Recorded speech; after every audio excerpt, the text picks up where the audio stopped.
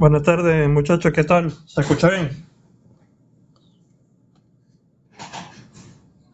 Buenas tardes, profe. Sí, se escucha perfecto. Chévere. Bueno, como les comenté la clase pasada, nos queda todavía por ver un punto del tema uno relativo a las relaciones del derecho internacional privado con otras ramas, que vamos entonces a ver ahorita, y luego vamos a comenzar con el tema 2 relativo al sistema de fuentes del derecho internacional privado venezolano. Eh, Como hemos visto, hablando un poco el contenido, el objeto, un poco de las razones por las cuales existe el derecho internacional privado, podemos anticipar un poco que el derecho internacional privado se vale también de su relación con otras ramas del derecho. La primera y tal vez más importante es su relación con el derecho internacional público, porque en un inicio se entendía que las dos eran como que eh, parte de un mismo conjunto de estudios acerca del derecho internacional. Pero hemos visto que el derecho internacional privado, como les comenté la semana pasada, ha ido mutando un poco hacia ser un derecho predominantemente doméstico.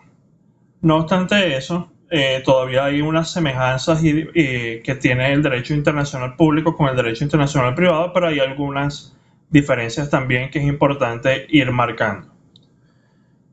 Con respecto a las semejanzas, podemos establecer que hay una semejanza entre estas dos ramas, derecho internacional público y derecho internacional privado, con respecto al fundamento. Porque hemos dicho que la teoría que actualmente priva dentro del el derecho internacional privado en cuanto al fundamento de la aplicación del derecho extranjero es la teoría de la comunidad internacional promovida por Savigny. Entonces, aquí podemos tener un fundamento similar al del derecho internacional público, porque el hecho de la existencia de esa comunidad de naciones es la que también de alguna forma establece la necesidad del derecho internacional público en el sentido de establecer al menos unas reglas mínimas de convivencia de esos pares que son los estados en cuanto al ejercicio de su soberanía, de los distintos poderes que se derivan de ella, el uso de, por ejemplo, la fuerza dentro de los propios estados y la colaboración en el contexto de organizaciones internacionales. Entonces allí tenemos una primera semejanza entre estas dos ramas. Una segunda semejanza que nos puede ser relevante es el tema de las fuentes. Si bien, como vamos a ver en unos momentos, el derecho internacional privado no solo se nutre de fuentes del derecho internacional público, ciertamente estas son las que privan en el orden de prelación de fuentes. Vamos a ver que ahí principalmente nos interesan los tratados internacionales, pero en ciertas áreas pueden interesarnos otras, otras fuentes como la costumbre internacional. Ustedes en su materia de segundo año habrán visto una institución que es la inmunidad de jurisdicción. Y nosotros esa institución la vamos a rescatar acá cuando hablemos de las excepciones al ejercicio de la jurisdicción derivada de la cualidad de los sujetos, porque veremos que efectivamente el ejercicio de ese poder jurisdiccional de que comentábamos la clase pasada, que es una de esas preguntas fundamentales del derecho internacional privado, es esa inmunidad de jurisdicción. Vamos a ver cómo funciona eso desde el punto de vista del derecho internacional privado. Pero ciertamente el derecho internacional público y el derecho internacional privado comparten ciertas fuentes que vienen siendo esas fuentes predominantemente reflejadas en los tratados internacionales, pero que hay otros que pueden interesarnos. Ahora, el derecho internacional público y el derecho internacional privado sí tienen algunas diferencias muy marcadas. Y es por eso es que, sobre todo a partir de los inicios del siglo XX, las mismas se fueron separando no solo en su estudio académico, porque inicialmente había una materia en las universidades que era el derecho internacional público y privado, sino también en la forma en la que son ejercidas en la práctica. Una primera diferencia que nos es relevante es la relativa a los sujetos. El derecho internacional público tiene predominantemente como sujeto al Estado, pero tiene otros como las organizaciones internacionales, y actualmente con el surgimiento de los derechos humanos tiene también cabida el sujeto como el individuo como sujeto directo del derecho internacional público. No obstante, es cierto que el papel predominante todavía lo tienen los estados cuando estos actúan como estados. Pero ya nosotros comentamos al hablar del objeto y del contenido del derecho internacional privado, que el derecho internacional privado se refiere principalmente a relaciones jurídicas entre particulares que tienen conexión con varios ordenamientos jurídicos. Y ese entre particulares también puede incluir al Estado, pero cuando éste actúa como particular. Entonces, si bien puede haber una coincidencia de sujetos en el hecho de que está el individuo, está el Estado, en ambas ramas, el papel que ellos representan dentro de las relaciones jurídicas relevantes para el derecho internacional público y el derecho internacional privado son distintas. Nosotros aquí, como vamos a ir viendo, vamos a concentrarnos principalmente en relaciones jurídicas privadas, contratos, obligaciones, familias, sucesiones, bienes, lo propio relativo a las personas, pero que tienen una conexión con distintos ordenamientos. De igual forma, tenemos que hay una diferencia relevante entre estas dos ramas en lo que respecta a la actuación de los tribunales internacionales, por el hecho de que en el derecho internacional público normalmente vemos la actuación de instancias internacionales y de cortes internacionales. Por ejemplo, allí podemos tener en cuenta a la Corte Internacional de Justicia, la Corte Penal Internacional, o estos distintos mecanismos derivados del derecho internacional de las inversiones, como son los tribunales arbitrales de inversión y principalmente el CIADI.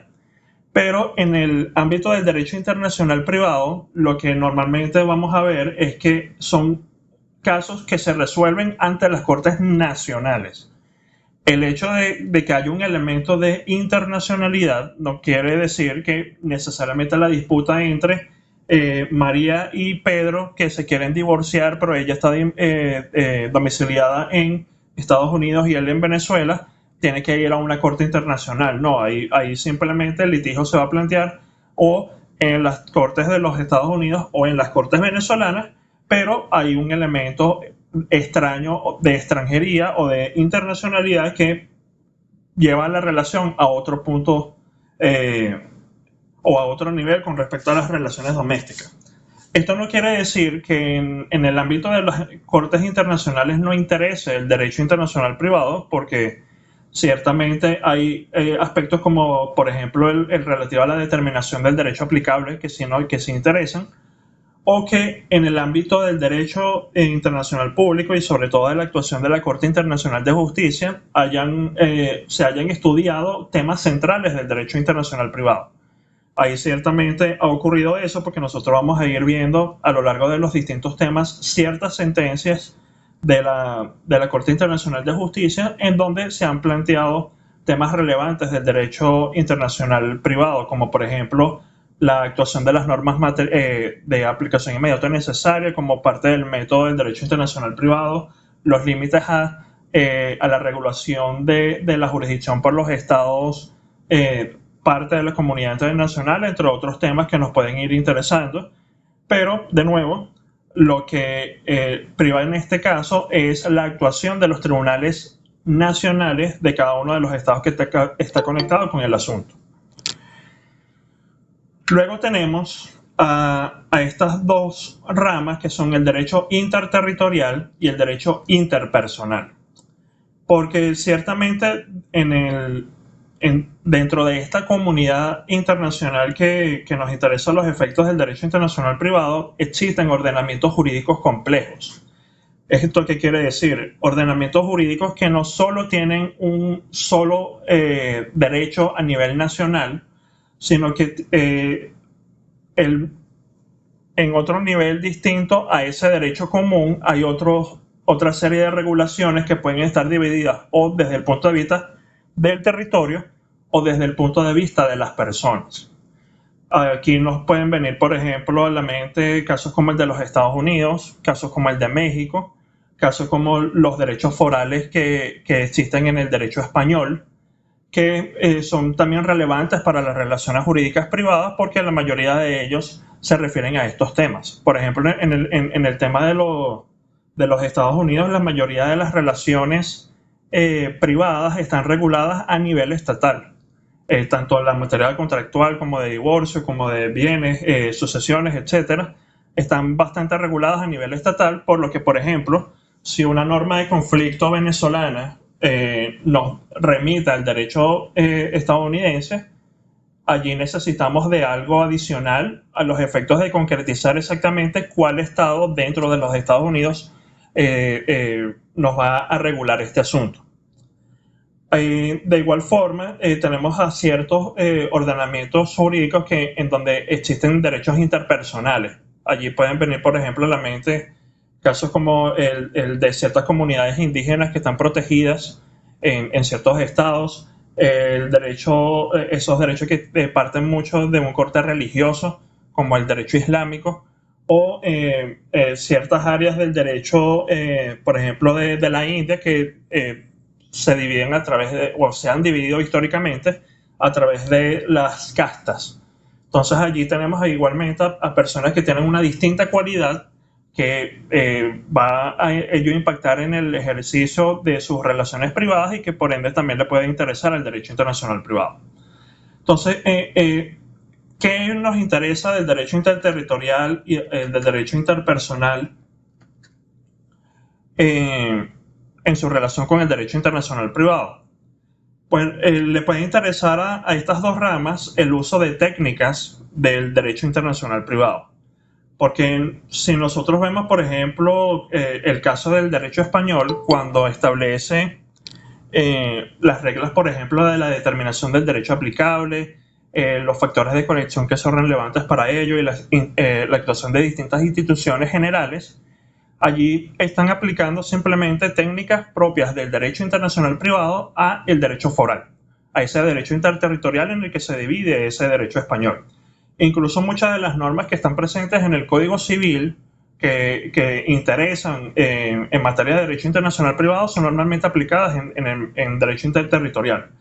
Incluso a nivel intraeuropeo entiende España que las reglas de ese Código Civil aplican es para los casos de derecho foral o de casos que no están conectados con estados europeos, porque para los demás efectos de Estados miembros de la Comunidad Europea, ellos tienen unos reglamentos que aplican de forma especial. Ahora, también, ¿qué nos interesa de esta relación del derecho interterritorial y del derecho interpersonal? El hecho de que la propia ley de derecho internacional privado toma en consideración la existencia de estos ordenamientos jurídicos complejos.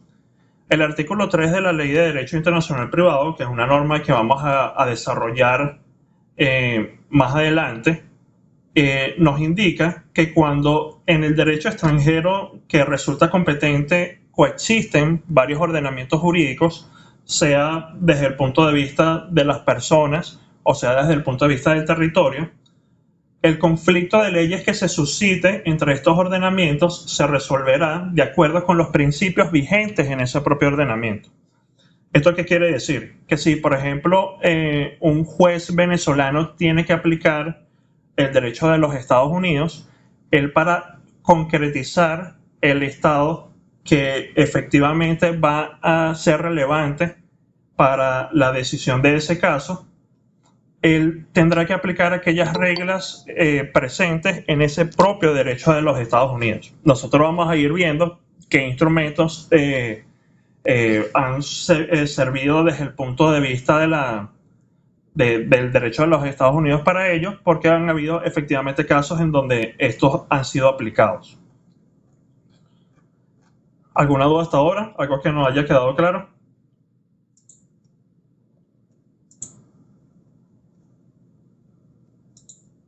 Ok. Continuando entonces, vemos a el derecho material unificado. Cuando hablamos de derecho material unificado, hablamos de ciertas regulaciones que son comunes a distintos estados.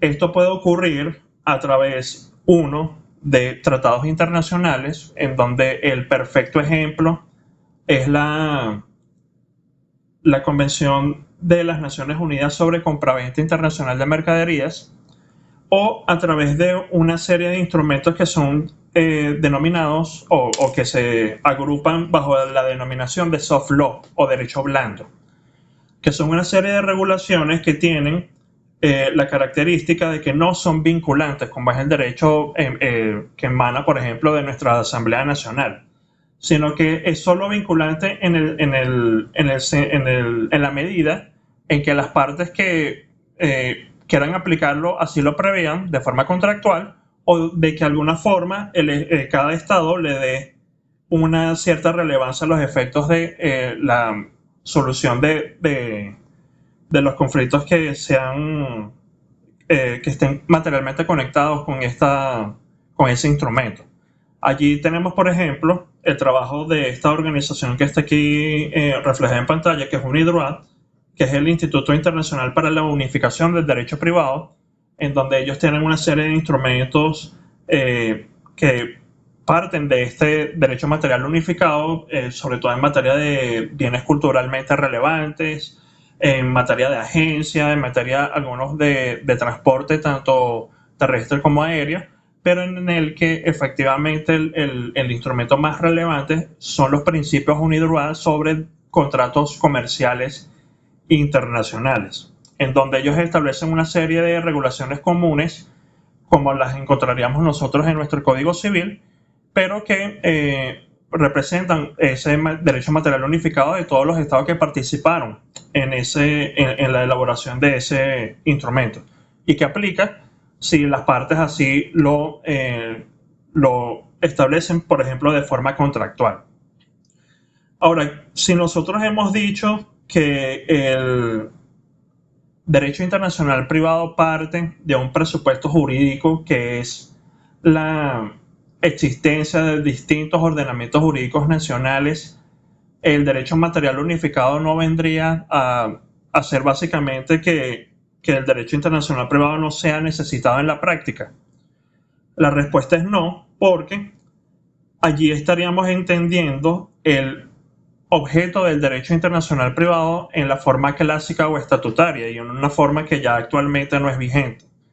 Porque ciertamente el derecho internacional privado no solo se encarga de determinar el derecho aplicable o de establecer los límites de la extraterritorialidad de cada derecho nacional, sino que se encarga en general de resolver todos los problemas derivados de las relaciones jurídicas internacionales. Entonces, al entender ese paso de postura en cuanto al objeto del derecho internacional privado, entendemos que actualmente el derecho material unificado no va a eliminar la necesidad del derecho internacional privado, sino que se va a convertir en un método relevante para la resolución de los distintos problemas derivados de las relaciones jurídicas internacionales.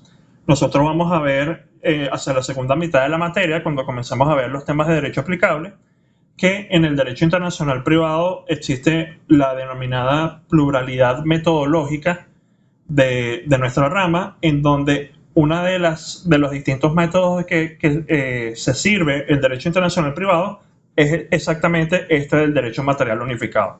Pero de nuevo, eso lo vamos a ir ahondando conforme avance la materia.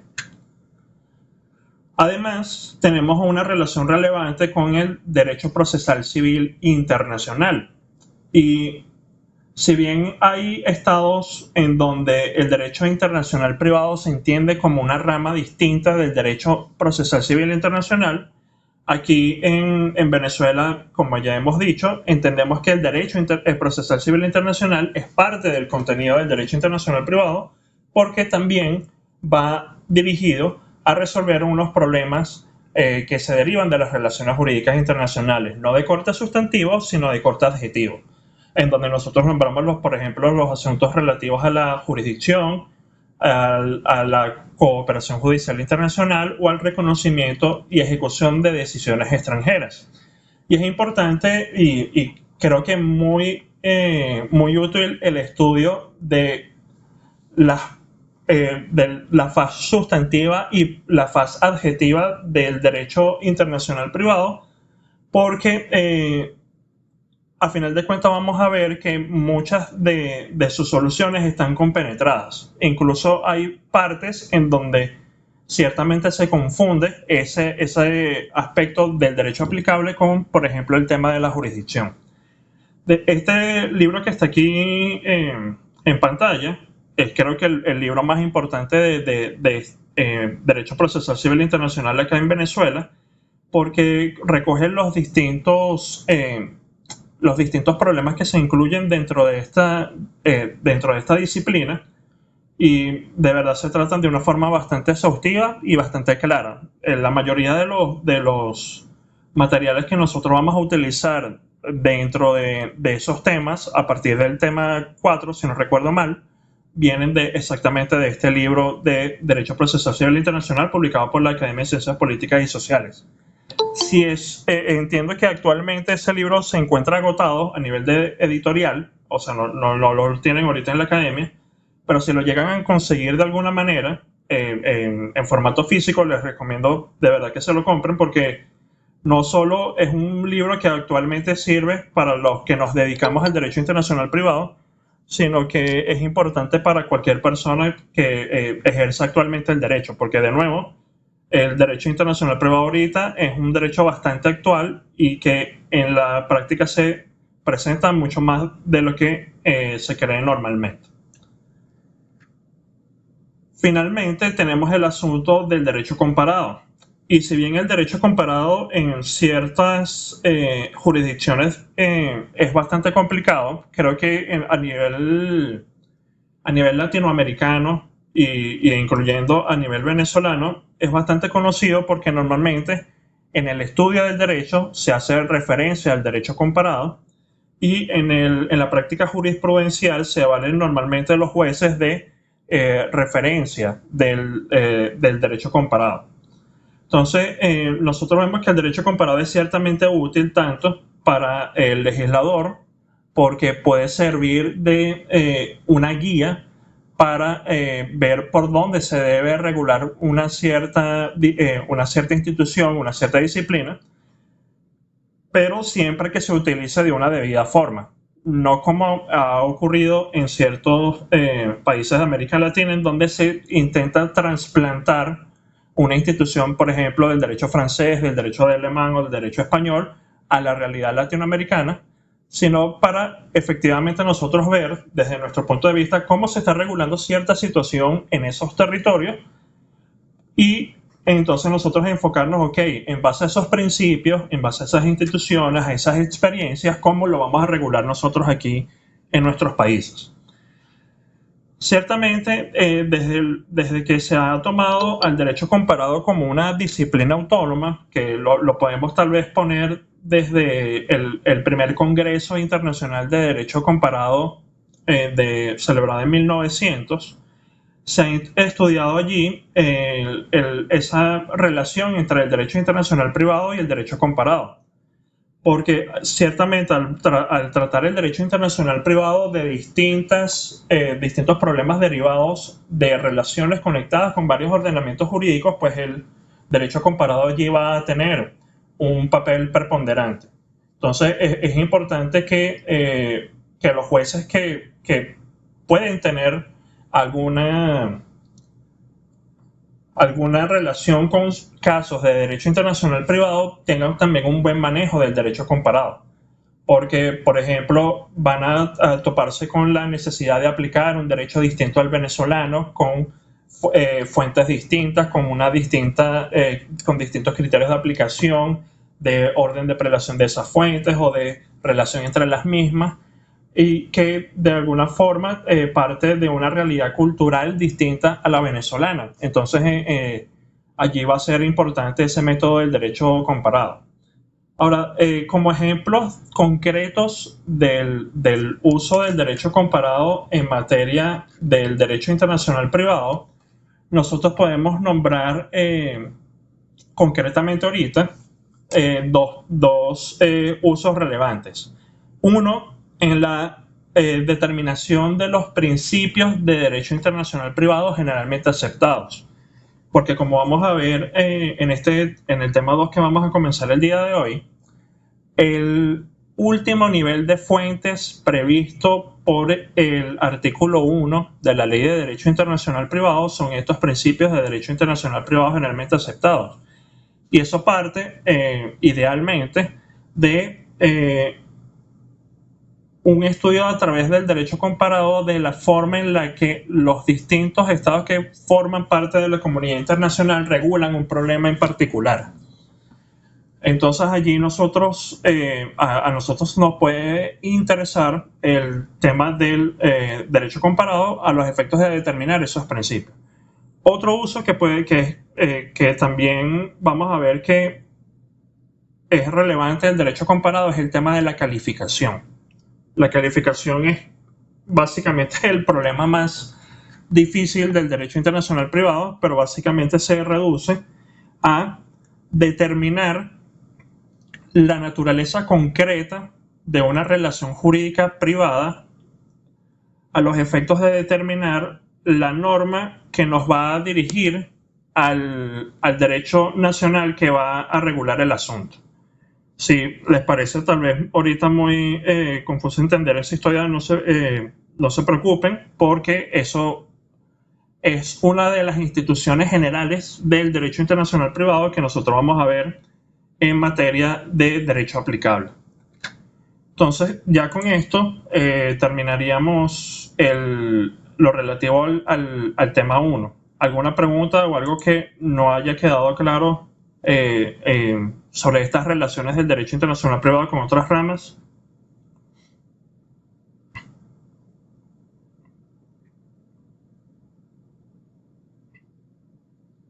Profe, bastante bien. Ok.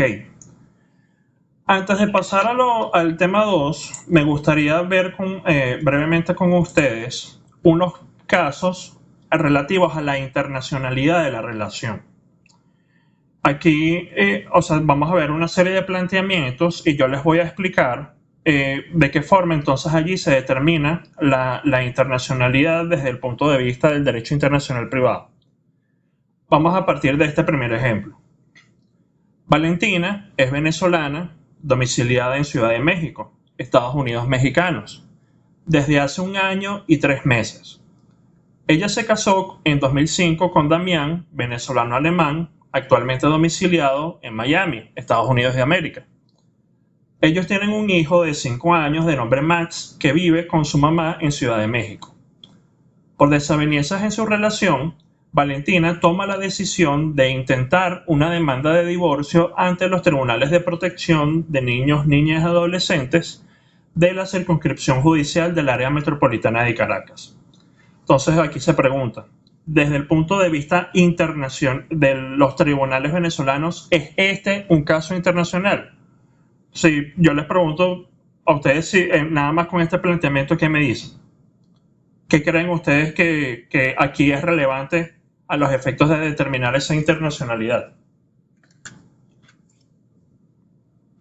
Profe, dependiendo de dónde se casaron. Ok, eso puede ser un elemento relevante. Valentina creo que quería decir algo también. Sí, profe, considero que en tal caso del domicilio, en este caso jugar un papel importante también. Ok, ahí ese también es un dato que puede ser relevante. ¿Qué otro dato tal vez les puede llamar la atención? Profe, ¿dónde nació el niño? También el tema de la nacionalidad. Si bien el tema de la nacionalidad actualmente no es del todo un elemento relevante de extranjería, y vamos a ir viendo por qué, efectivamente el lugar, por ejemplo, en donde se casaron y sobre todo el elemento que destacó Valentina del domicilio de las partes es lo que aquí marca la internacionalidad de la relación. Entonces, si por ejemplo a ustedes les toca hacer una demanda para esa demanda de divorcio que quiere intentar Valentina, ustedes allí tienen que establecer la jurisdicción de los tribunales venezolanos partiendo del hecho de que Valentina está domiciliada en México y en donde también está domiciliado su hijo, y el esposo está domiciliado en los Estados Unidos de América. Entonces allí tenemos a 3 estados que son relevantes para el asunto. Ustedes dirán, ¿por qué 3 estados si ella está domiciliada en México y él está domiciliado en los Estados Unidos? Pues si se intenta la demanda ante los tribunales venezolanos, allí tenemos un tercer estado, en donde también podría estar interesado desde el punto de vista de la nacionalidad, pero de nuevo, el elemento de la nacionalidad no es del todo relevante en las relaciones interpersonales, y vamos a ver el porqué de eso. Pero ciertamente la respuesta en este caso es que efectivamente es un asunto internacional, y es internacional porque existen elementos de extranjería en la relación que son relevantes y pertinentes para esa internacionalidad. Están en este caso como elementos relevantes y pertinentes de internacionalidad el domicilio de las partes. Entonces allí, por ejemplo, sería un asunto en materia de jurisdicción en donde creo que lo han visto bastante claro. Vamos a ver este segundo supuesto. El juzgado 24º del municipio ordinario y ejecutor de medidas de la circunscripción judicial del estado Apure, sede Guasdualito, está conociendo de una acción reivindicatoria iniciada por Carla Méndez, en la cual se discute el derecho real sobre una primera edición de 100 años de soledad de Gabriel García Márquez, publicada el 5 de junio de 1967 por Editorial Sudamericana en Buenos Aires. Actualmente el libro está situado en la Biblioteca de Armando Paredes del Castillo, nacional español, domiciliado en Francia. Mas la demandada, Maritza Sáez, asevera que debe resolverse el asunto según el derecho colombiano. Aquí entonces se plantea de nuevo la pregunta. Desde el punto de vista de los tribunales venezolanos, ¿es este un caso internacional? ¿Qué creen ustedes?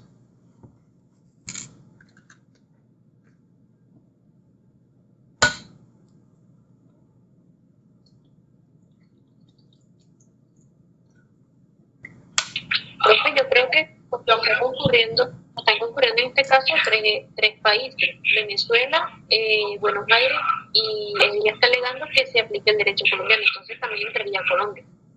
Ok, ahí Valentina nos plantea algo que es relevante, y por eso es que cuando nosotros hablábamos de los elementos de extranjería relevantes o pertinentes, allí tenemos que hacer esa diferencia. Aquí nosotros tenemos varios elementos como el domicilio de la persona en donde, que tiene el bien objeto de la relación, porque en este caso la persona que posee el bien objeto de la disputa, vamos a hacer que esto sea una acción reivindicatoria, está domiciliado en Francia, en donde también se encuentra el bien. Allí tenemos un elemento de extranjería que puede ser relevante. Si bien aquí no se nombra, también podría ser relevante el domicilio de las partes a los efectos de determinar esos estados que están conectados con el asunto. Pero, y por eso es que el comentario de Valentina fue relevante para llevarnos a este punto, en este caso el lugar de fabricación no es del todo relevante, porque a final de cuentas los estados que están podrían estar más ciertamente interesados en o conectados con el asunto, los efectos de resolverlo sería el domicilio de las partes y el lugar en donde se encuentra el bien. Lo mismo lo veríamos, por ejemplo, en el caso de que ustedes acudan a un establecimiento en Venezuela de una persona jurídica venezolana, ustedes como individuos nacionales venezolanos y con domicilio en Venezuela, a comprar por ejemplo, una bebida alcohólica fabricada en el extranjero. Allí, si bien hay un elemento de extranjería, que podría ser el lugar de fabricación de ese producto que ustedes están adquiriendo, ese elemento de extranjería no es relevante para activar el derecho internacional privado, porque el domicilio de las partes está en el mismo lugar, el contrato de venta se celebró y se ejecutó en el mismo territorio, con lo que allí no hay duda de que se celebre, de que ese contrato esté regido por el derecho venezolano, y que ante cualquier controversia derivada de ese contrato, son los tribunales venezolanos los que van a ser competentes para conocer del asunto. Y allí puede haber una duda adicional de cuál tribunal en concreto puede ser competente, si un tribunal civil o de alguna otra competencia en la materia. Pero desde el punto de vista del derecho internacional privado, de nuevo, no se generan las preguntas que nosotros vamos a ver aquí estudiando. Por eso es que ustedes, cuando nosotros vayamos a ir viendo los distintos casos progresivamente en esta materia, al menos en materia de jurisdicción, como yo les comenté, ustedes sí tienen que resolver el tema de la internacionalidad. Y allí ustedes van a tener una serie de elementos en donde yo les voy a evaluar si efectivamente dan con el punto de la relevancia o de la pertinencia de ese elemento de extranjería a los efectos de determinar la internacionalidad de la relación. ¿Esto por qué? Porque, como vamos a ir viendo con el tema 2 que iniciaremos hoy, los estados que efectivamente están conectados con el asunto tienen relevancia a los efectos de determinar la fuente aplicable. Eso, de nuevo, lo vamos a ir viendo. Aquí tenemos este asunto. Ante la Corte Superior del Condado de Alameda en California, Estados Unidos de América, se está desarrollando un procedimiento de indemnización por daños y perjuicios causados por un accidente de tránsito que se verificó el pasado 19 de febrero de 2019 en la Shoreline Drive. El accidente involucra a Mark Jackson y Steve Kerr, ambos ciudadanos estadounidenses domiciliados en Oakland.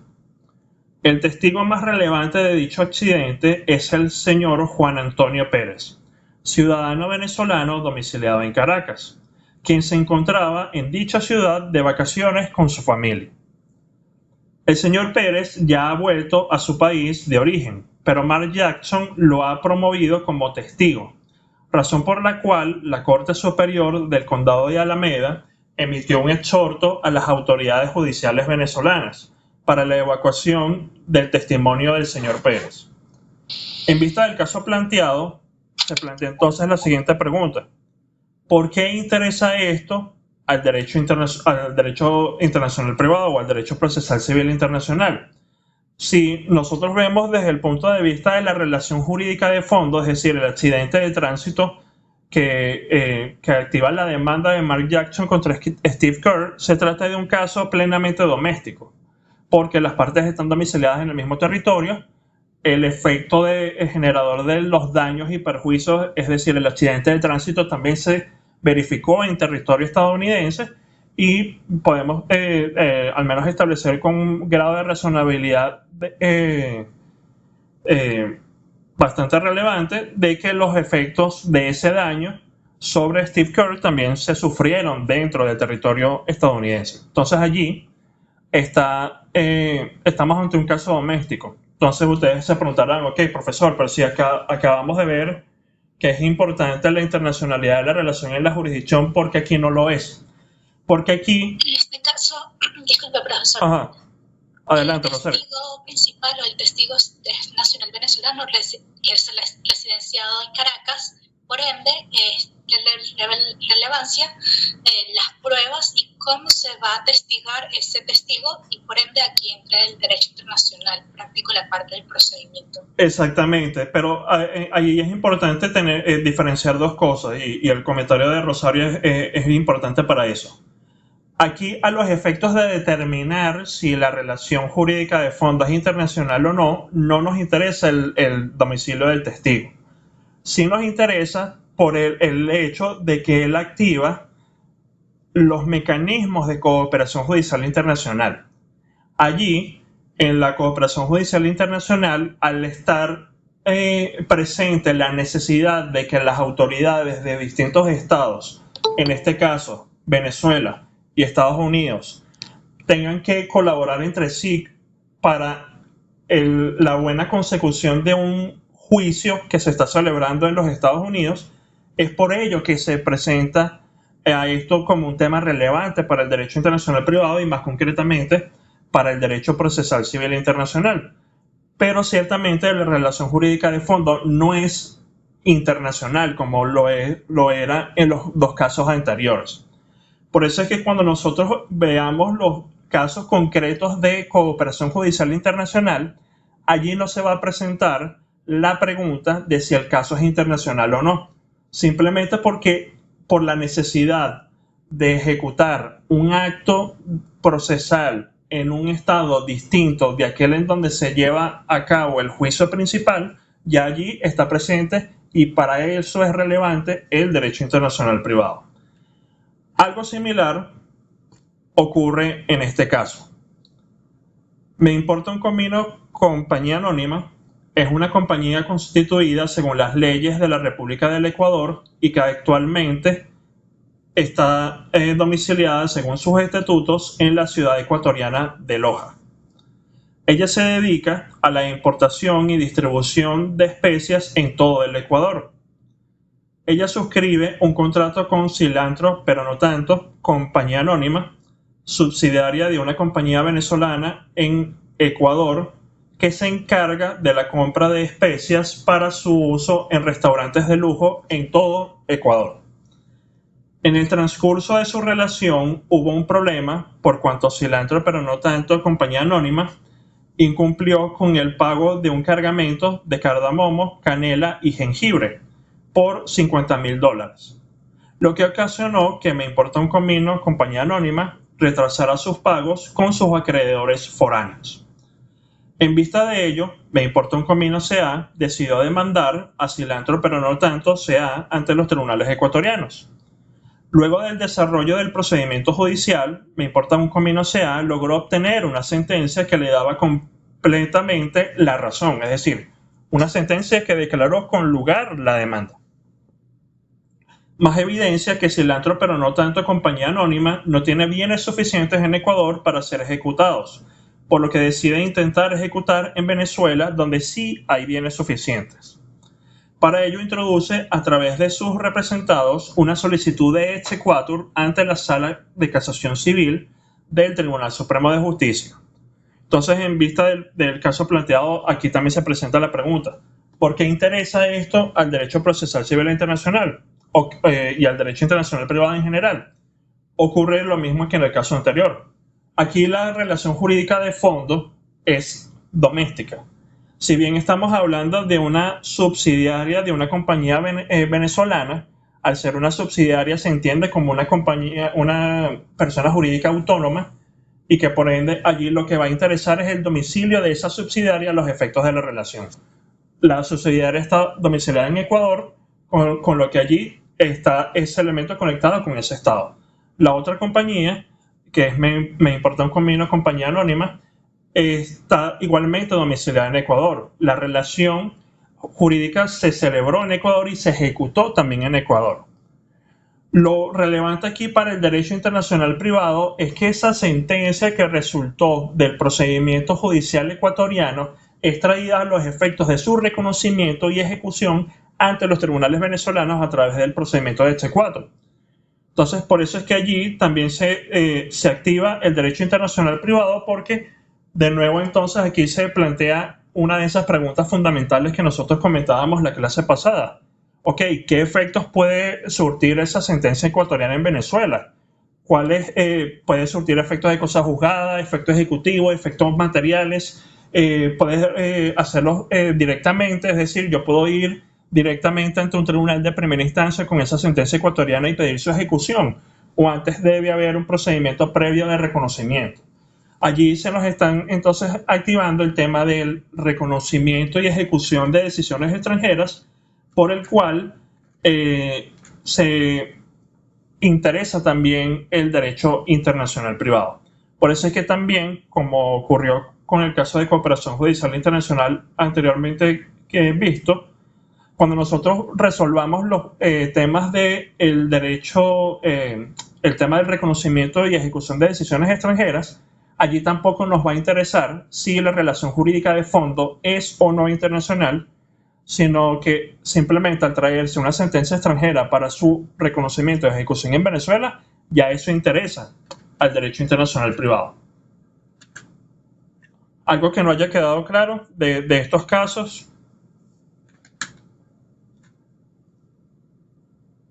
Sí, profe. Adelante, Cleber. No sé si podría repetir, por favor,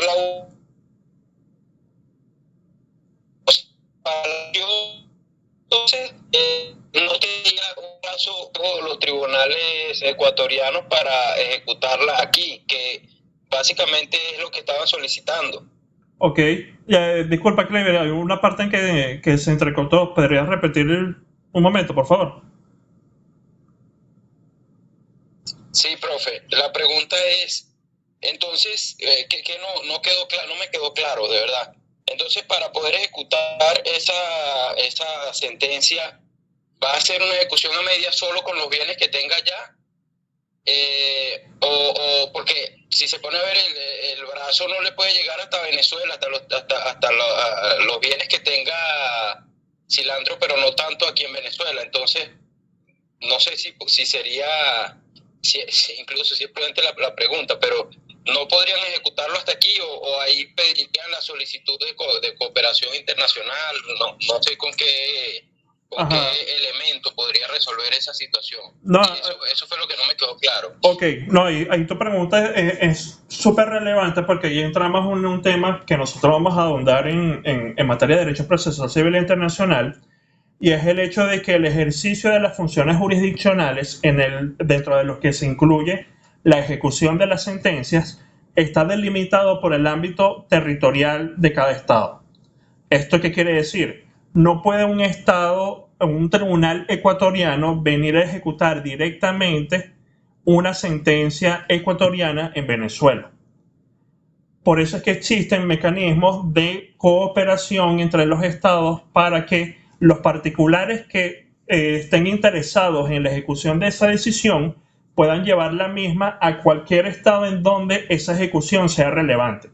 Por eso es que en este caso no ocurre que un tribunal ecuatoriano viene a ejecutar una sentencia en Venezuela, sino que el interesado, es decir, en este caso, la parte que ganó el caso, es la que toma su sentencia y viene a Venezuela para intentar su ejecución ante los tribunales venezolanos. Entonces ahí nosotros vamos a ver que a través del procedimiento de H4, que es necesario para la ejecución de las decisiones, se van a evaluar una serie de requisitos sobre la sentencia. No se va a relitigar el caso, sino que simplemente con el reconocimiento de la misma sí se ordena que la misma se ejecute por los tribunales competentes, que normalmente en los casos civiles son los tribunales de municipio y ejecutores de medidas, que tienen en su mayoría las funciones de ejecución. Entonces, por eso es que tu pregunta es importante, porque en este caso vemos que se activa un mecanismo de cooperación en vista de esa limitación del ejercicio de las funciones jurisdiccionales por los tribunales de cada estado. Es lo mismo que si, por ejemplo, hay que notificar a una persona de una demanda y esa persona está en Colombia. Ahí no puede el alguacil del tribunal de primera instancia agarrar las compulsas, montarse en un avión en Maiquetía y bajarse en Bogotá e ir a notificar a esa persona, sino que allí se tiene que activar un mecanismo de cooperación entre los tribunales venezolanos y los tribunales colombianos. No sé si con eso resolví tu duda, Clever. Sí, profesor, muchísimas gracias. Muy claro. Gracias. Perfecto. Entonces, bueno, con esto terminaríamos el tema 1 de nuestro programa. Vamos a ver ahora o al menos a comenzar, porque es un tema que tiene una serie de puntos importantes, el tema 2 de nuestro programa, que es el relativo al sistema de fuentes del derecho internacional privado.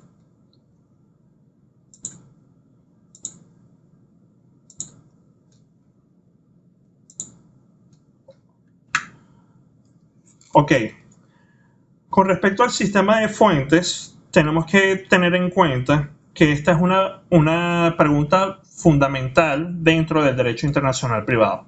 Es una pregunta que sí vamos a ver en todos y cada uno de los problemas que se resuelven dentro de esta materia, tanto en los temas de jurisdicción como en los temas de derecho aplicable, de cooperación, de reconocimiento, como los distintos aspectos concretos del derecho procesal civil internacional.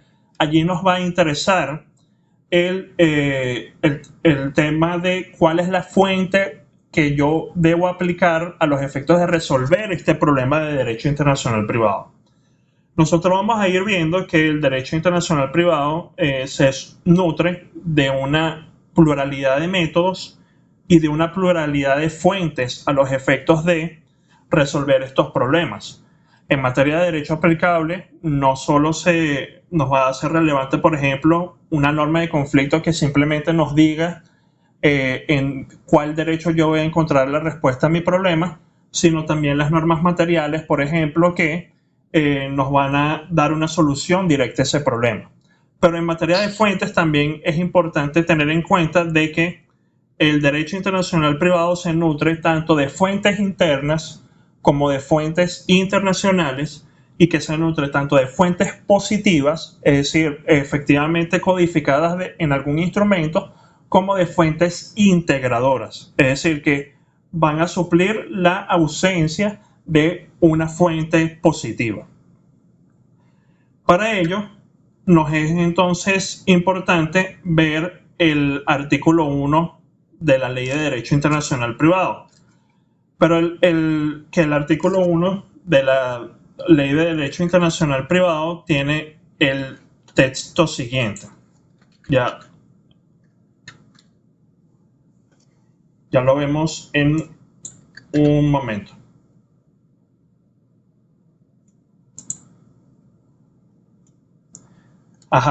Los supuestos de hecho relacionados con los ordenamientos jurídicos extranjeros se regularán por las normas de derecho internacional público sobre la materia, en particular las establecidas en los tratados internacionales vigentes en Venezuela. En su defecto, se aplicarán las normas de derecho internacional privado venezolano. A falta de ellas, se utilizará la analogía y, finalmente, se regirán por los principios de derecho internacional privado generalmente aceptados. Esta es una norma que nosotros vamos a ver con toda sinceridad hasta el cansancio en esta materia de derecho internacional privado, porque de nuevo el tema de las fuentes es un tema fundamental en la resolución de todos los problemas de esta materia. Entonces es bueno que ustedes desde ahorita vayan manejando bien los términos de esta norma del artículo 1 de la Ley de Derecho Internacional Privado venezolano. Ahora, este artículo 1 de la Ley de Derecho Internacional Privado tiene unos antecedentes remotos dentro de nuestro ordenamiento jurídico, porque ella deriva del artículo 8 del Código de Procedimiento Civil, que es una norma que apareció en primer lugar con el Código de Procedimiento Civil de 1897, y que tiene la particularidad de que fue la primera norma que estableció un orden de prelación de fuentes en materia jurídica antes del actualmente vigente artículo 4 del Código Civil. Ahí en donde tenemos también una referencia a la analogía y a los principios generales del derecho, pero esa norma fue incluida en uno de los primeros códigos civiles del siglo XX, es decir, fue posterior a esa codificación de 1897. Ahora, desde ese artículo 8 del Código de Procedimiento Civil, nosotros tenemos en Venezuela entonces un orden de prelación de fuentes en materia de derecho internacional privado. Y este es el antecedente directo de ese artículo 1 de la Ley de Derecho Internacional Privado. Ahora, si bien no me voy a detener tanto en este artículo 8 porque actualmente es una norma derogada, sí es importante ver en el texto de ambas normas cómo ha evolucionado el asunto. El artículo 8 del Código de Procedimiento Civil indica lo siguiente. En los casos del derecho internacional privado, los jueces atenderán primero a los tratados públicos de Venezuela con el Estado respectivo en cuanto al punto en cuestión. En defecto de tales tratados, aplicarán lo que sobre la materia dispongan las leyes de la República o lo que se desprenda de la mente de la legislación patria. Y en último lugar, se regirán por los principios de dicho derecho aceptados generalmente. Una primera diferencia que nos resalta entre el artículo 8 del Código de Procedimiento Civil y el artículo 1 de la Ley de Derecho Internacional Privado es la referencia al objeto de esta rama. Porque aquí el artículo 8 nos hace referencia a los casos de aplicación del derecho internacional privado, que pareciera atender más al tema del derecho aplicable y al tema de los límites de la extraterritorialidad en la aplicación de las leyes nacionales, que como ustedes recordarán de lo que vimos en el tema 1, era la tesis clásica en cuanto al objeto del derecho internacional privado. En cambio, el artículo 1 de la Ley de Derecho Internacional Privado habla de los supuestos de hecho conectados con varios ordenamientos jurídicos, en donde allí se atiende más a la postura del objeto de la relación jurídica internacional o a la relación jurídica internacional como objeto del derecho internacional privado. Entonces allí vemos que ya desde el punto de vista legislativo, el propio ordenamiento jurídico venezolano da muestra de ese cambio de foco, de las normas a la relación jurídica y cómo solucionar los problemas que se derivan de esas relaciones jurídicas. Ahora, si hay una semejanza entre el artículo 8 de la Ley de Derecho del Código de Procedimiento Civil, y el artículo 1 de la Ley de Derecho Internacional Privado, y es que ambos establecen 4 niveles distintos de fuentes en nuestra materia. El artículo 8 del Código de Procedimiento Civil hablaba de tratados, leyes internas, lo que se desprende de la mente del legislador, entre comillas, lo que la jurisprudencia simplemente ha entendido como la analogía, y en último lugar, los principios de derecho internacional privado generalmente aceptados. El artículo 1 de la Ley de Derecho Internacional Privado plantea básicamente las mismas fuentes con una variante relevante, y es que el primer orden de fuentes, y eso nos lleva al análisis del artículo 1, no es solo los tratados internacionales, sino las normas de derecho internacional público sobre la materia y en particular las establecidas en los tratados internacionales vigentes en Venezuela. Por eso es que ya con esto entramos en el análisis de los distintos niveles de fuentes del artículo 1 de la Ley de Derecho Internacional Privado, y hoy nos va a dar tiempo de comenzar a ver lo relativo al primer nivel de fuentes, que son las normas de derecho internacional público sobre derecho internacional privado. Aquí, como vemos, la norma la referencia que nos trae la norma del artículo 1 de la Ley de Derecho Internacional Privado nos plantea entonces la cuestión: si los tratados internacionales son una de esas fuentes relevantes, ¿cuáles son las demás? O en general, ¿cuáles son las otras fuentes de las que se sirve el derecho internacional público? Si hay algún lugar o alguna referencia dentro de esta rama en donde yo pueda encontrar una lista al menos enunciativa de las mismas, y si todas esas fuentes nos interesan a los efectos de nuestra materia. Para eso es relevante la referencia al artículo 38 del Estatuto de la Corte Internacional de Justicia. en donde si bien partimos del hecho de que en el ordenamiento jurídico internacional no hay una norma que establezca con aplicación para todos los casos un orden de prelación de fuentes en materia de derecho internacional público, esta norma del artículo 38 del Estatuto de la Corte Internacional de Justicia sí nos puede servir al menos como referencia para al menos establecer diversas fuentes del derecho internacional público que son aplicadas por este tribunal internacional. Allí, como nosotros vemos, en la norma hace referencia a asuntos como los tratados internacionales, en el literal A, la costumbre internacional, los principios generales del derecho reconocidos por las naciones civilizadas, las decisiones judiciales y las doctrinas dentro del derecho internacional privado, también como fuente relevante. Respecto de esta norma del artículo 38 del Estatuto de la Corte Internacional de Justicia, se ha discutido si establece efectivamente o no un orden de prelación de fuentes para el derecho internacional público.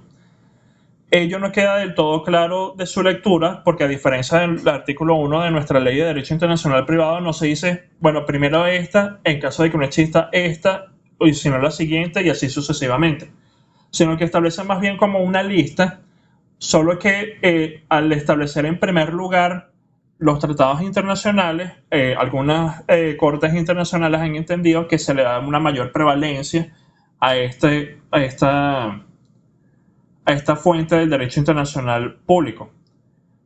Si bien aquí no, de nuevo, no queda del todo claro si hay un orden de prelación de fuentes, lo cierto e innegable es que el tratado internacional es la fuente más desarrollada y más utilizada dentro del derecho internacional público. No obstante, cabe la aclaratoria de que respecto de Venezuela, esta norma del artículo 38 del Estatuto de la Corte Internacional de Justicia es simplemente referencial o de inspiración, por así decirlo, ya que no hay documento o norma que expresamente reconozca la jurisdicción de la Corte Internacional de Justicia a los efectos de Venezuela.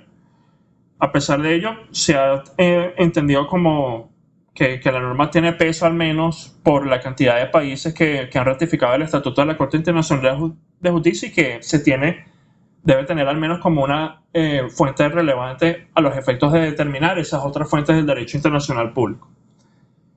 Ahora, del cúmulo de normas enunciadas por el Estatuto de la Corte Internacional de Justicia en su artículo 38, se nos presenta entonces la pregunta: ¿cuáles de estas fuentes del derecho internacional público efectivamente interesan al derecho internacional privado?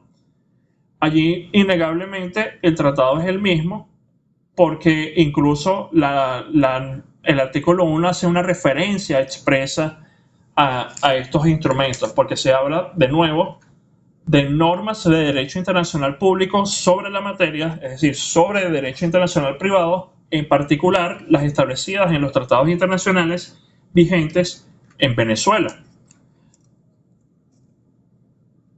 Por ello, al juez evaluar el caso en concreto, deberá determinar si existe un tratado internacional que regule la materia y que sea aplicable a todos los estados involucrados en el asunto en concreto. Y repito, se tiene que evaluar si existe un tratado internacional que sea aplicable a todos los estados que están involucrados en el asunto.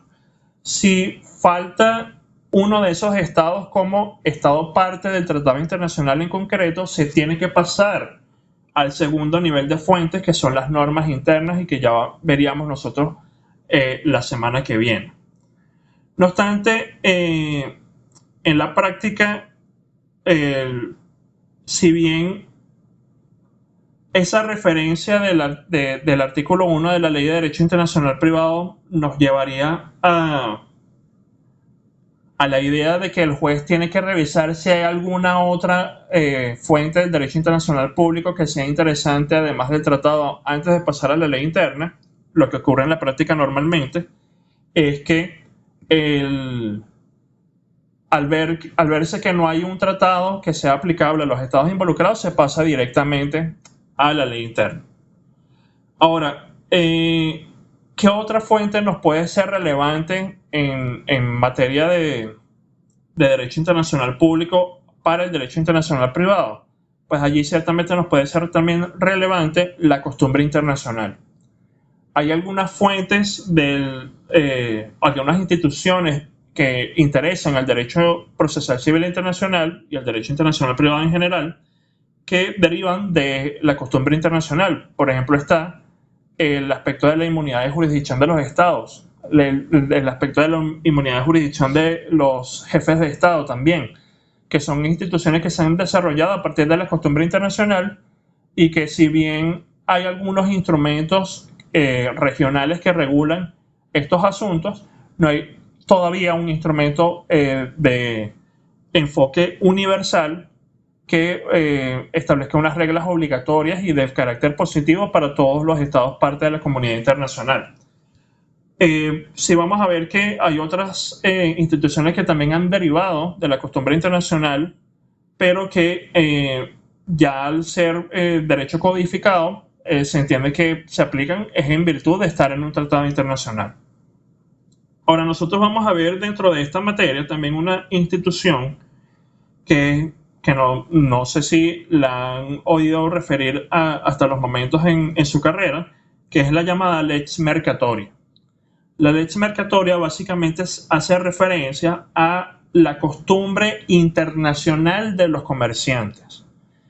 Como ustedes recordarán de sus estudios de derecho mercantil, la costumbre efectivamente es fuente relevante en materia mercantil. Y lo mismo ocurre desde el punto de vista del derecho comercial internacional. Allí lo que se ha planteado es la duda de si en efecto la lex mercatoria se puede entender como costumbre internacional desde el punto de vista del derecho internacional público. Eso es algo que vamos a ver cuando tratemos concretamente el tema de la lex mercatoria y de los contratos comerciales internacionales, pero es una discusión que ciertamente se presenta en ese aspecto. Ahora, antes de... y creo que con esto terminaríamos el día de hoy. Aquí, como nos interesa especialmente el tema de los tratados internacionales, es importante que nosotros tengamos claro cuándo un tratado internacional está vigente. Les pregunto de lo que recuerden de sus nociones de derecho internacional público, ¿cuándo un tratado efectivamente entra en vigencia para un estado en particular?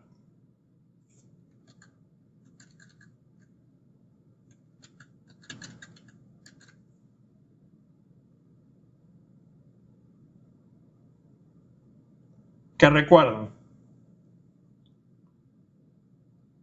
Desde la firma.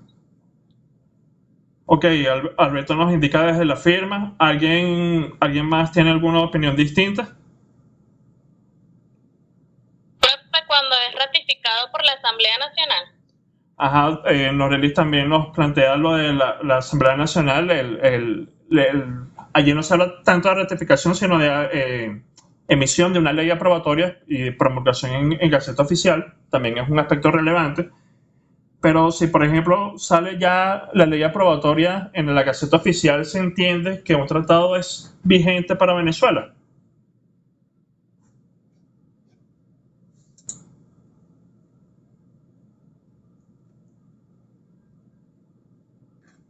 Ok, por eso es que es importante retomar este tema aquí en este punto de las fuentes del derecho internacional privado. Para que un tratado internacional efectivamente entre en vigencia para un estado en particular, se tienen que verificar 3 grupos de requisitos o de requerimientos. Un primer requerimiento es que se cumplan con las exigencias impuestas por el derecho de los tratados internacionales. Allí se presenta el tema de la representación del Estado, de que efectivamente el Estado esté representado por personas autorizadas para comprometer internacionalmente a la nación y que se trate de un representante con plenos poderes a tales efectos. Normalmente en materia de tratados internacionales se entiende que la representación viene por el jefe de Estado o por una persona autorizada por el Ejecutivo Nacional a tales efectos. De igual forma, aquí interesa que se siga el proceso normal de formación de los tratados, es decir, la negociación, la firma, que fue uno de los aspectos que nombró Alberto como relevante, y que se ratifique o se adhiera el Estado al tratado internacional. ¿Alguien recuerda cuál es la diferencia entre ratificación y adhesión?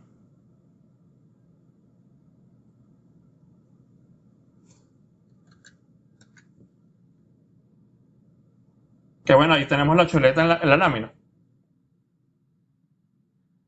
La ratificación viene de un Estado que ha formado parte de la negociación del tratado. Normalmente los tratados internacionales parten de conferencias o de grupos de trabajo en donde participan los distintos estados que tengan interés en negociar esos tratados. Entonces, al firmarse ese tratado, luego hay un proceso de ratificación por los estados que efectivamente han negociado ese asunto. Allí se habla de ratificación. Se habla de adhesión cuando es un estado que no ha formado parte del proceso de negociación del instrumento, en donde él básicamente se está adhiriendo a las condiciones previamente convenidas por otros estados que sí participaron en el proceso de negociación. Entonces, si se cumplen esas exigencias impuestas por el derecho de los tratados internacionales, allí ya tenemos un primer grupo de requerimientos que se entiende cumplido. Pero no solo con eso se entiende que el tratado internacional está vigente para el Estado. Son necesarios unos requerimientos adicionales. El segundo requerimiento es que se cumplan con las exigencias impuestas por el derecho interno de los Estados partes. Y aquí básicamente se establecen dos aspectos relevantes a los efectos del derecho venezolano. Uno, que el de la manifestación de la voluntad de la República a través del Poder Ejecutivo, que es una de las competencias de este poder a nivel nacional, y lo que nos nombró Norelis también, que es la aprobación legislativa del Tratado Internacional, que es el llamado control legislativo del tratado. Allí se supone que en la Asamblea Nacional se discute ese tratado y se emite una ley aprobatoria, que es promulgada en la Gaceta Oficial. Lo que ocurre es que la promulgación del Tratado Internacional en la Gaceta Oficial por sí solo no lleva a la conclusión de que el tratado sea vigente para Venezuela. Es necesario otro requisito adicional que vamos a ver en unos momentos. Pero además, es importante aquí aclarar algo que me imagino que habrán discutido en su momento en Derecho Internacional Público, y es que por el hecho de que se emita una ley aprobatoria, esto no convierte al tratado en una ley. Es decir, no se rebaja el tratado al nivel normativo de una ley interna venezolana.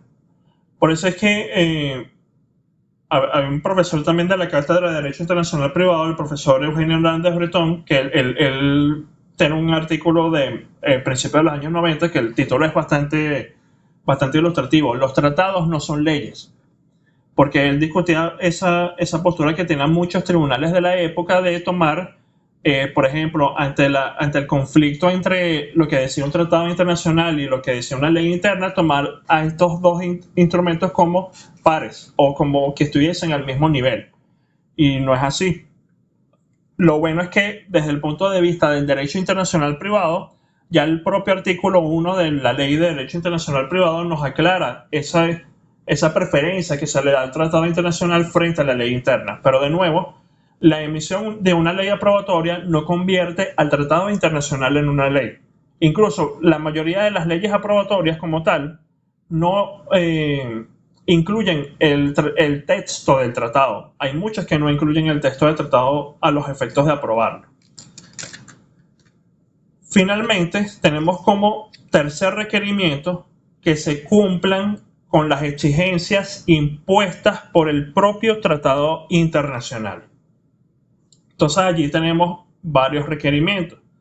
Ahí tenemos que, por ejemplo, se depositen los instrumentos de ratificación o adhesión ante las autoridades que establece el propio tratado internacional, que cuando se trata de tratados bilaterales normalmente son los ministerios de Relaciones Exteriores. Cuando son tratados multilaterales derivados de una organización en particular, como la Organización de las Naciones Unidas, es un organismo de esa organización, o hay casos en donde es un Estado en particular que recibe esos instrumentos de ratificación o de adhesión. Eso es un requerimiento establecido por los propios tratados internacionales. Además, hay un requerimiento relevante y es la cantidad de estados requerida para que entre en vigencia un tratado internacional. Hay un ejemplo que es la Convención de las Naciones Unidas sobre Inmunidad de Jurisdicción de los Estados y de sus Bienes, que es un tratado que fue suscrito en el año 2004, en donde se plantea la necesidad de que sea ratificado por 30 estados mínimo para que entre efectivamente en vigencia. Actualmente lo han ratificado, si no recuerdo mal, unos 12 estados, con lo que allí no se ha cumplido ese requisito, y ni siquiera para los estados que han ratificado ya el tratado se entiende que está vigente esa norma como tratado internacional, por una previsión concreta del mismo, de que se tiene que ratificar por 30 estados para que entre en vigencia. Y lo mismo ocurre en el caso que también vemos en el derecho interno, el de la vacatio legis, en el sentido de que se establece un lapso que debe transcurrir desde la adhesión, aprobación o ratificación del tratado para que el mismo entre efectivamente en vigencia para ese estado en particular. Esto ocurre mucho con algunos tratados de la Conferencia de la Haya sobre Derecho Internacional Privado, que es uno de los organismos relevantes en nuestra materia al nivel de la codificación internacional de nuestra rama. Pero efectivamente hay tratados que establecen esos lapsos, a veces de 6 meses o de 1 año o de varios años, para que entre en vigencia un tratado, por lo que nosotros también tenemos que ver, tomar en cuenta esos requisitos. Por eso es que ustedes, cuando yo les nombré esa tarea de buscar la información relevante de los tratados, eso se conecta mucho con esto que estamos viendo acá, porque ustedes se van a encontrar con tratados internacionales en los que Venezuela está suscrita, pero no está vigente. Por ejemplo, la Convención de Singapur sobre el reconocimiento y ejecución de instrumentos derivados de la mediación fue efectivamente suscrito por Venezuela hace 3 años en la conferencia que se celebró en Singapur, pero no ha ocurrido más nada, no es tratado vigente. El Convenio de la Haya sobre acceso internacional a la justicia fue suscrito por Venezuela. Se publicó la ley aprobatoria en Gaceta Oficial hace ya unos 5 años, pero no se ha depositado el instrumento de ratificación, no es un tratado vigente. Solo es tratado vigente, de nuevo, cuando se cumplan estos 3 grupos de requerimientos que hemos visto. El establecido por el derecho internacional de los tratados, los establecidos por el derecho interno de cada estado y los establecidos por el propio tratado internacional en concreto. ¿Alguna duda que haya quedado sobre esto? ¿O todo claro? Profe, sí, una duda. ¿La cantidad de estados que van a formar parte de ese tratado, quién la determina o cómo se determina? Eso depende del tratado y es importante revisar efectivamente el estado concreto de cada tratado para uno verificarlo. ¿Por qué? Porque si un organismo del cual derivan muchos de los tratados que nos interesan aquí en esta materia es de la Organización de Estados Americanos. Entonces, ustedes ya allí presumirán, ok, si es un tratado que deriva de la Organización de Estados Americanos, se supone que son solo Estados americanos los que pueden ser parte. Y el hecho es que no. Muchos de estos tratados indican que están abiertos para su ratificación por cualquier estado, incluso distinto del continente americano. Y nosotros vamos a ver que hay 2 tratados internacionales derivados de ese organismo de codificación que son ratificados por España, que no forma parte de nuestro continente. Pero de resto, eso va a estar delimitado por el propio fin del tratado y el alcance que tenga el organismo del cual derivan.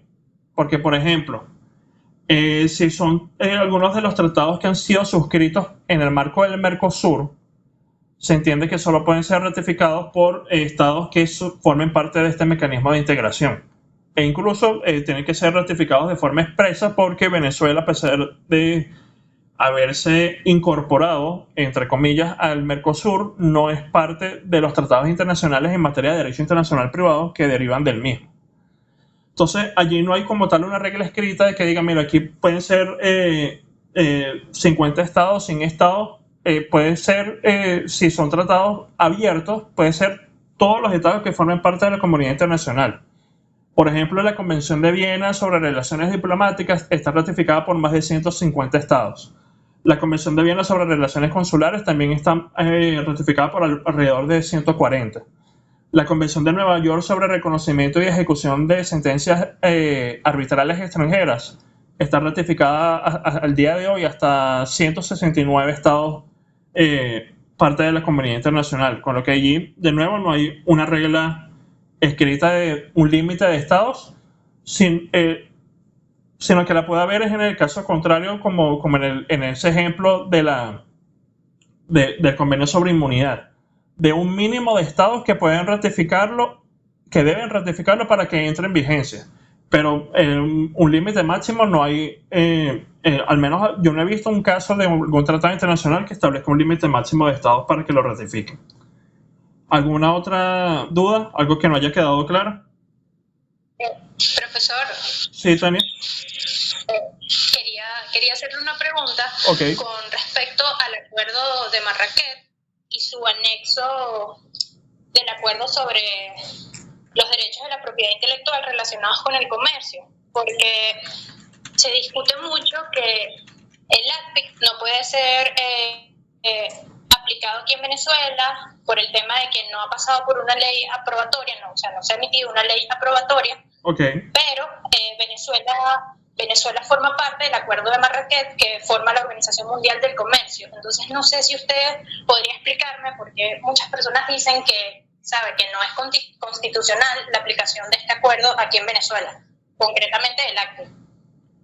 Claro, allí de nuevo tenemos que atender concretamente a los requisitos de aplicación del tratado internacional en concreto. No recuerdo ahorita exactamente qué requiere el tratado internacional en concreto, lo podemos buscar y lo discutimos en la clase siguiente, pero allí tenemos que diferenciar mucho entre formar parte de una organización internacional y ser Estado parte de un tratado internacional que deriva de esa organización internacional.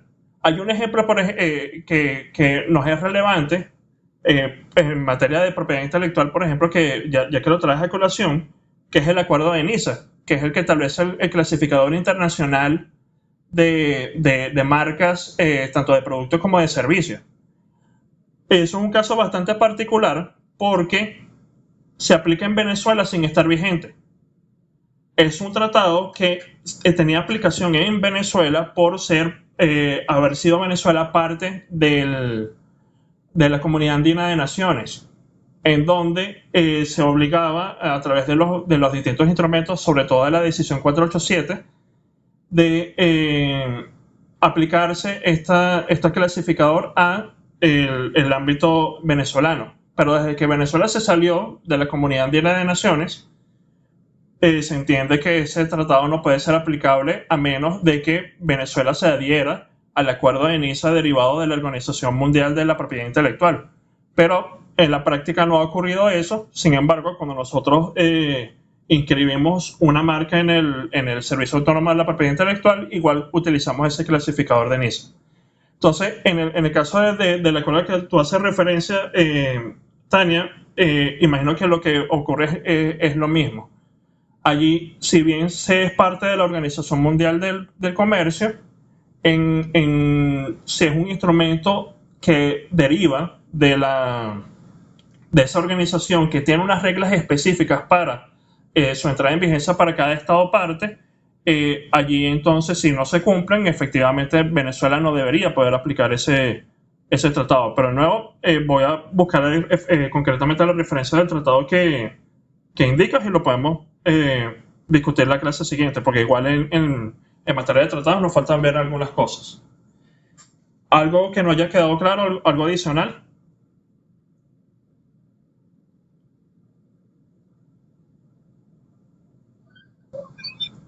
Ok, les voy a pedir entonces que para la clase siguiente vean o vayan revisando